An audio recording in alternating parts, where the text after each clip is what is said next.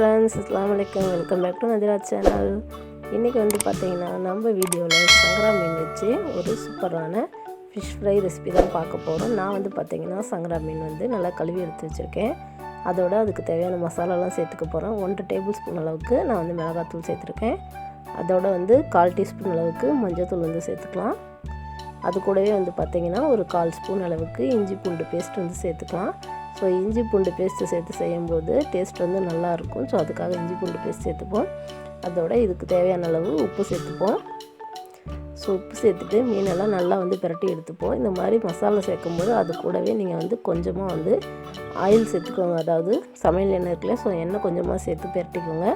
பிரட்டிட்டு நீங்கள் ஒரு 1/2 மணி நேரம் ஃப்ரிட்ஜில் வச்சு எடுத்துகிட்டு அதுக்கப்புறம் மீனை பொரிங்க. மீன் வந்து நல்லா ஒட்டாமல் நல்லா சூப்பராகவே வரும். நான் வந்து நல்லா பிரட்டி வச்சுட்டு ஒரு 1/2 மணி நேரம் ஃப்ரிட்ஜில் வச்சு எடுத்துட்டேன். இப்போ வந்து நான் மீன் பொரித்து காட்டுறேன் பாருங்கள்.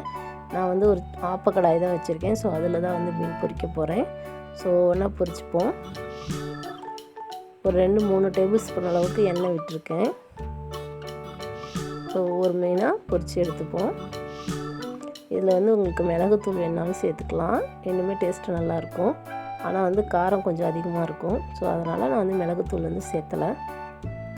ஸோ நம்ம வந்து எண்ணெய் சேர்த்துருக்கிறதுனால மீன் வந்து பார்த்திங்கன்னா கடாயில் ஒட்டாது, ரொம்பவே நல்லாவே வரும். அது இல்லாமல் ஃப்ரிட்ஜில் கொஞ்சம் நேரம் வச்சு எடுத்துட்டிங்கனாலும் அந்த மசாலாலாம் நல்லா வந்து ஊறி டேஸ்ட் வந்து நல்லாவே இருக்கும். அந்த மாதிரி ட்ரை பண்ணி பாருங்கள். நான் வந்து 3 மீனாக போட்டு தான் பொரித்து எடுத்துகிட்ருக்கேன்.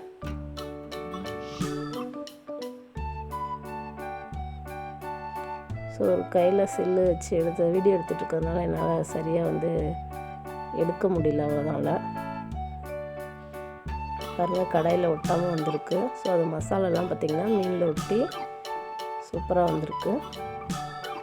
ஸோ ஃபஸ்ட்டு இந்த 3 மீனையும் பொரித்து நான் எடுத்துட்டேன். நெக்ஸ்ட்டு நான் அடுத்த மீன் போட்டு காட்டுறேன்.